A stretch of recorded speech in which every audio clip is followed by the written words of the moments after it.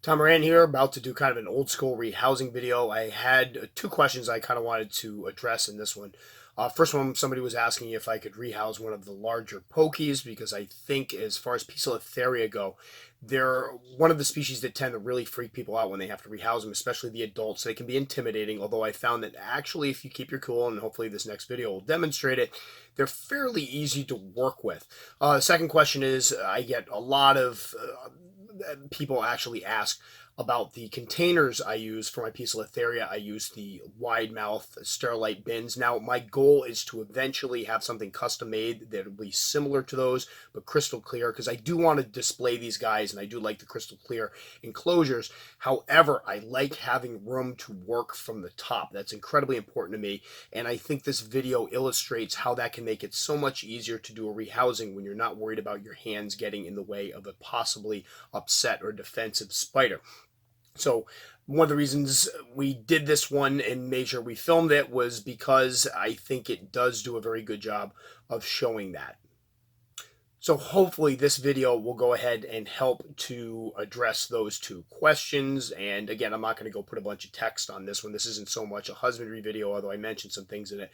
It's more just to show how you would go about rehousing a large pokey. So enough of my talking. Let's get on to the actual video and the spider. All right, so again, we're picking a nice holiday weekend where we both feel sick to do probably the most difficult spider I'm going to have to rehouse, which is my Poecilotheria ornata. Picked this one up as a sling about 3 years ago, and as you can see, it's just a mess in here. She's crapped all over everything. She does quite a bit of digging and has made quite a bit of mess, and the water dish is difficult to get out, and I think I have some mold around the water dish. So what we're going to do is I'm basically going to go through, rehouse all of my pokies, which is going to be a lot of fun because I think I have about 20 of them, clean out their enclosures, give them new enclosures. So if you look over here, similar setup. And she'll unfortunately probably outgrow this one in a molt or two, but for the time being, this will be good. Now, I'm not messing around with this one because the bite would put me in the hospital, which right now I'm supposed to go to a picnic at a family's house, and that actually almost sounds preferable. Sid, could you please make sure the dogs stay in the living room? That was your job. We're going to make sure the dogs are out of here. And what we're going to try to do is pull out this piece of cork bark. Hopefully she flattens out. Then I'm going to cup her, get her into this new enclosure. So we'll see how this goes. This one will bolt. Actually, let me pull the plant out first. Actually, no, let's not. No, I can't. You're going to probably have a better shot at seeing it than I do. Hopefully she goes down underneath.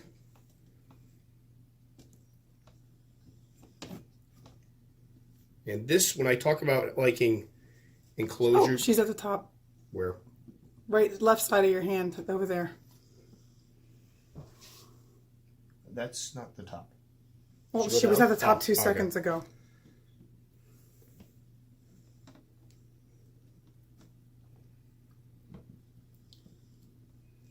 I can get her up a little higher. No, I'm not sure I want to go for the smaller one.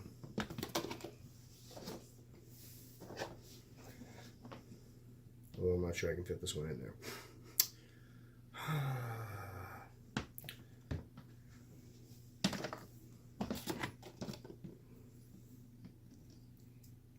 Yeah, you let me know where she's going to be. She just popped up, I think, at the top again. I can't tell though. Yep. No, she's in the corner. What we want them to do is flatten down. That means they're trying to hide rather than bolt. That's a beautiful piece of cork bark. Let's salvage that one.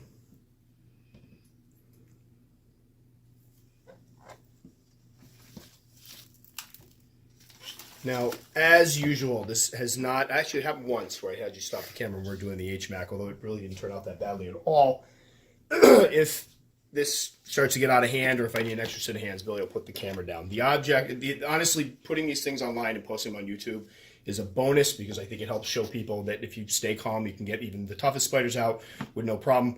But if you have a second set of hands there, it makes more sense to drop the camera and have them help as opposed to make this possibly worse. And of course, it's going to flatten right down to the ground. Maybe take the water dish out. Yeah, it's easier said than done. Remember those forceps I was supposed to order? Yep, I told you. Yeah, I forgot.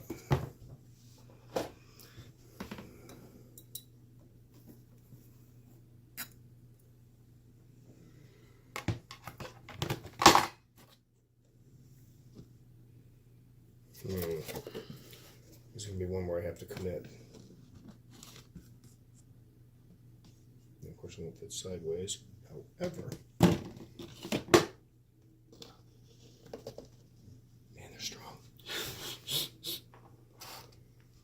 That thing almost literally kicked the cup right out of my hand.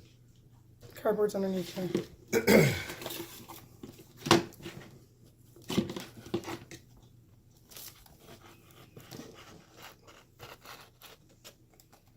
And the streak is live. That was not fun. And we'll just wait. She actually looks a bit smaller than I was expecting. The problem is with the Poe, not problem, but body size isn't particularly huge. It's those big legs when they stretch them out. So this one, I'm hoping I'm going to get a molt out of her pretty soon, although she's still picking out quite a bit. We're going to get her into a similar thing. Now, eventually, I would like to get my Pokies into something completely clear to show them off. But as you can see, this is precisely why I like the open tops to work. I've had several people comment and ask why I use these, because it gives me a lot more room to work safely as opposed to something that opens in the front or a narrower arboreal enclosure. Usually arboreal enclosures are narrow, so you have less room to work. I want to be able to work in there and give the spider plenty of room to get away from my hand so I don't get bit. We're going to go ahead, grab her in here, get the cover ready. And my brush. Poke you right in the little bum. There you go. Can you see? Because I can't. Oh, there we go. That's okay.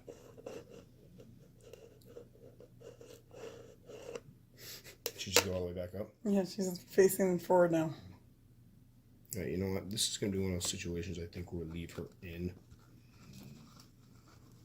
I talked before about the fact that there is no point freaking out about getting the catch cup out, although I think I might be able to get her out here. Let's see. Get that ready.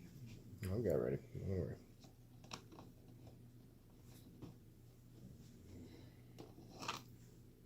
All right, now if you want to swing aside, we might be able to get a really good look at her here. Over here.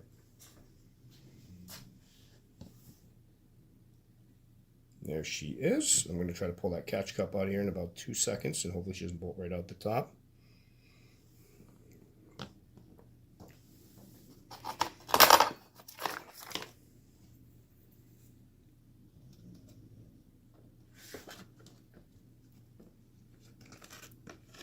That's exactly what you want. She's going behind though. There's a big fat booty. So there we go. Poecilotheria ornata. Again, these guys are very easy to keep. As slings, I keep them in the 32-ounce deli cups. I keep the substrate moist while they're smaller.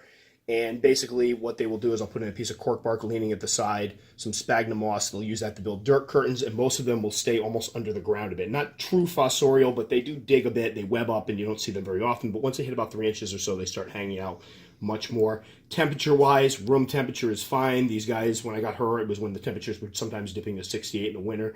Now it's usually the mid-70s to high 70s to 80 in the summer. Humidity, everybody talks about humidity. What we talk about is moist substrate. I keep the substrate moist until they hit about 3.5 inches or so, and then I let it dry out a bit and keep a water dish full at all times.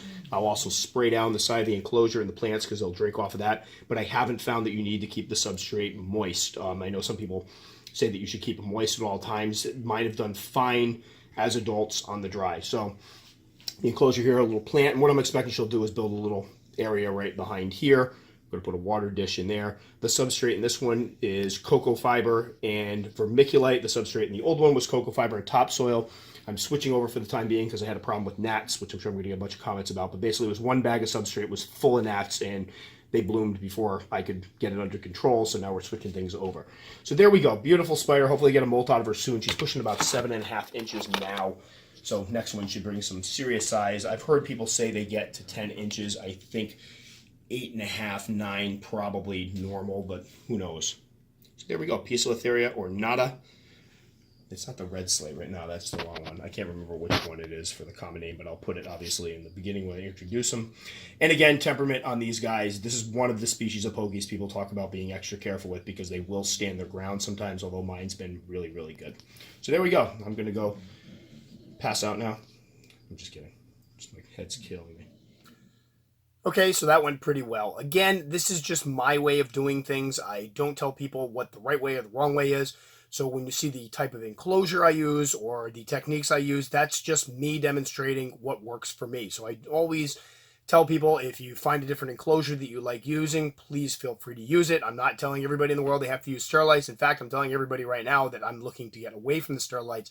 But when I design my own arboreal enclosure the next time, what I would like is something that opens up a lot more from the top.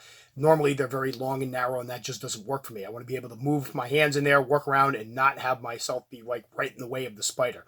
A crowded spider can be a defensive spider, so you want to make sure you give them room to move. So again, thanks so much for watching. If you haven't checked out any of my other videos, I will put them here and here. And if you liked it enough that you'd like to subscribe, very much appreciated. You can go ahead and click the button right up there. As always, I appreciate comments from new and old subscribers. Hope to see some comments on this one, and thanks so much for watching.